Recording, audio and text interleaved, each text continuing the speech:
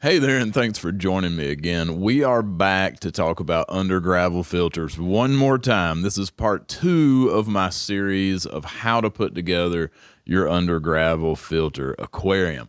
Now, this one I'm going to focus a little bit more on the basics for the beginner. And I'm also going to talk about some huge mistakes I made with part 1 of this series that I had to go back and redo some things. So stick with me here for just a second. So Undergravel filters, if you're a beginner in the hobby, why would you want one of these things? What do I need one for? Why are people like me and other folks talking about them? Well, essentially, what your filter does is it's going to mechanically filter your water, biologically filter your water, and if you use carbon or something, it can chemically filter. But the Undergravel filter essentially is turning your entire substrate bed into a mechanical and biological filter. It's using your substrate to grow bacteria in there that are going to take the nitrates out of the water, turn them into nitrites, whatever all that does. I can't keep those words straight. If you don't know about your nitrogen cycle, watch a couple videos on that. You need some bacteria in your aquarium to transfer that fish waste into a usable form for the plants. And that's what the Undergravel filter really specializes in. That's why I'm using these fired clay substrates and volcanic rock, because both of those things are notoriously good at growing beneficial bacteria in your aquarium.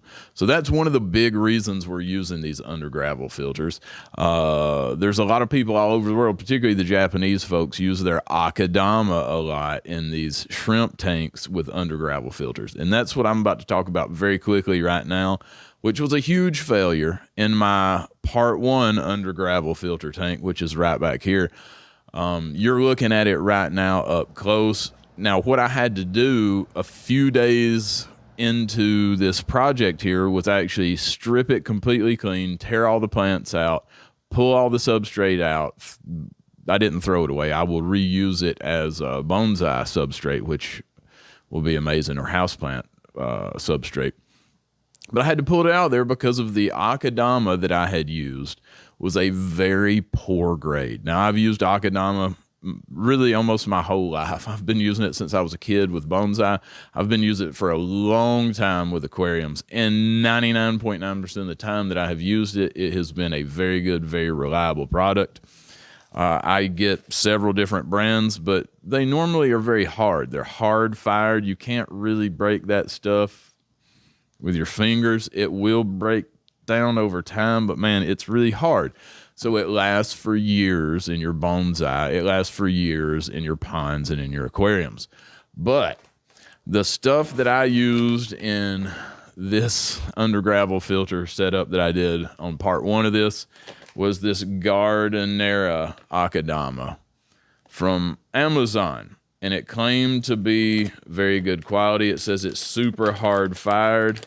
I don't even know when I got this, but this stuff is so soft that it just turns into dust immediately. So very poor product. I had to strip that substrate out and rebuild the whole tank. I used the same plants in the same spots. You're seeing it. You're looking at it now. You looked at it for a minute ago. It's essentially the same, but it does not have Akadama, and it does not have any safety Zorb in there either. For the same reason, I wanted it to last as long as possible. So that's what brings us to our aquarium that we're doing today. Now, this is a 20-gallon high that I needed to redo because it had the kind of soil capped with sand substrate in there, and it was doing okay, but it had never really performed as well as I thought it should.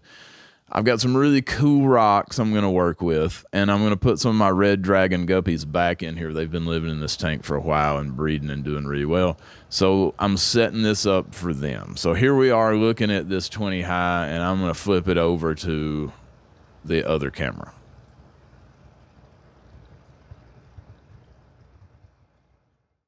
So here I am down here in the floor. This is a weird spot in my fish room. It's by my water tub here that I keep my dechlorinated water in. This is, again, a 20 high that's going to slot back in here. Now I'm going to put my basic substrate layer in. This time I'm using only volcanic rock, only lava rock on this very base layer. So we'll come back in just a second and see how that looks. So here I've got a layer of lava rock down over the Undergravel plates. Now if you want to know how I set those plates up, watch my earlier video, part 1 of this 2-part series. But that is not a super deep layer, but about 1 inch of lava rock as a base layer. Now that's going to grow beneficial bacteria pretty much as good as anything. Alright, now I have my basic substrate that I'm going to use, and this is a mix of regular Seachem fluorite with some calcined clay and some more lava rock and some Eco Complete, because that's what I had.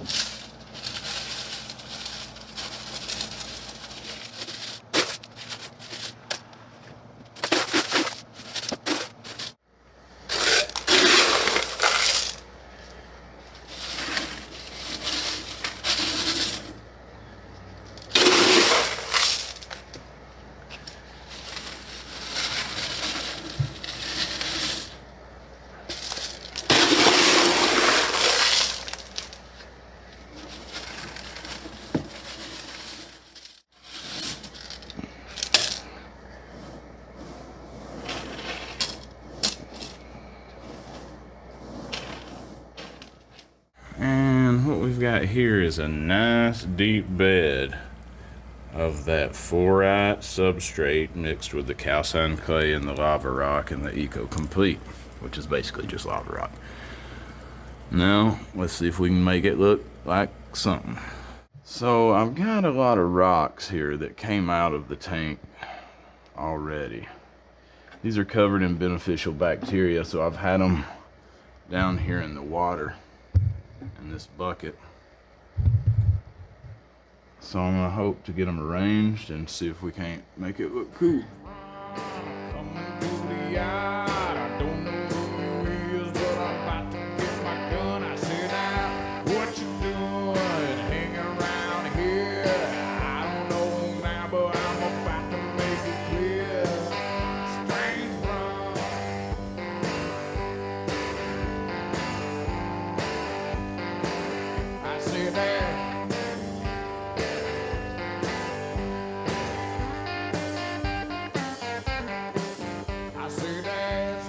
So here we go. I've got my rocks placed in here. And like I said, I was shooting for like a crevice garden type look. I think it looks pretty cool. These rocks have been in a tank this whole time, so they're covered in beneficial bacteria. So I've got to get on with this, get this planted, and get some water in here before everything goes south.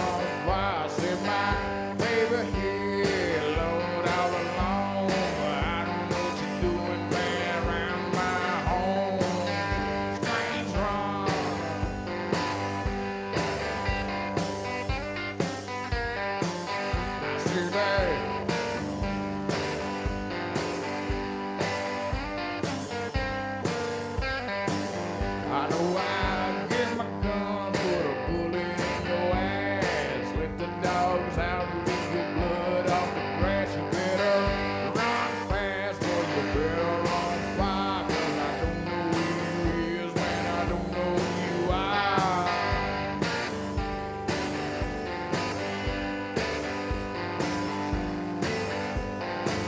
I say that strange run.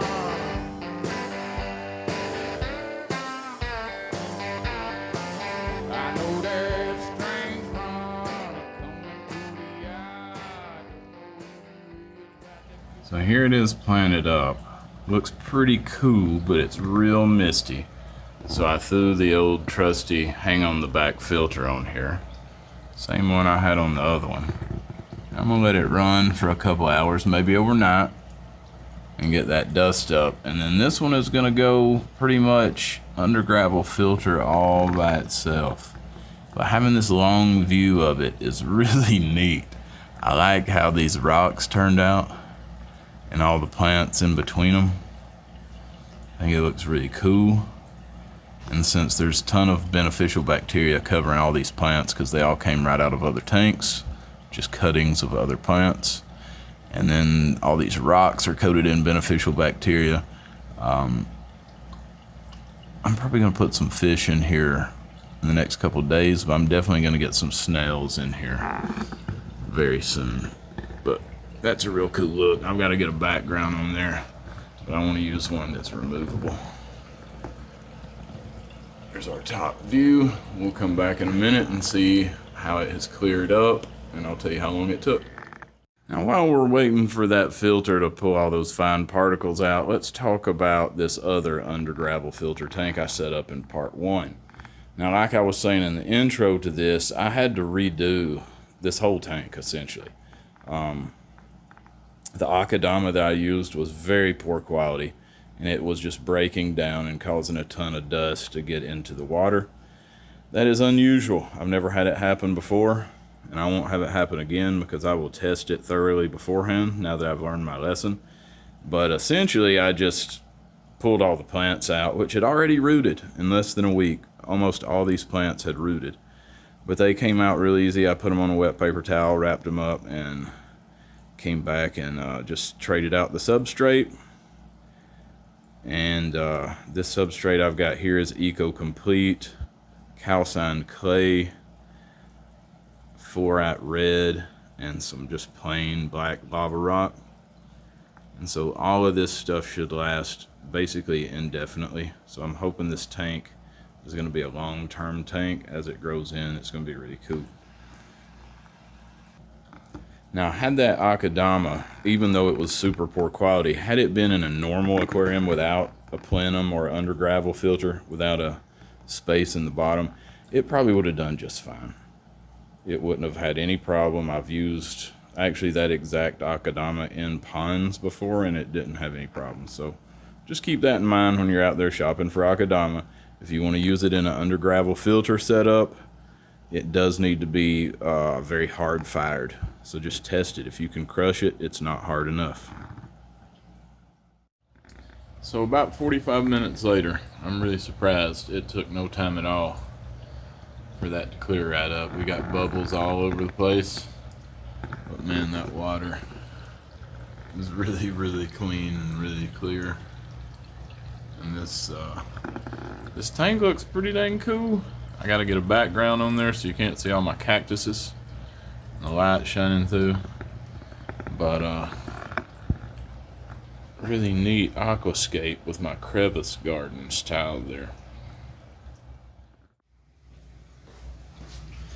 And here we go with the red dragon guppies back in their home, newly remodeled. But the fish will do just fine. There's a bunch of shrimp in there I put, and some ram's horn snails. There's one right there. I did not put any of the mystery snails I had in there back in because they're a little bit big and I didn't want them pulling on the plants. But since all of these plants and all of these stones were coated with beneficial bacteria, it's basically just like a seasoned filter in here. The Undergravel filter will do just fine for processing this amount of livestock. if I had a ton more fish, which there are a few more I got to catch out of the holding tank I had these in. I'm gonna let them settle down a little bit before I get them all out. If I had a ton of fish in here, I might throw another filter on here. I don't know, but the Undergravel will do just fine.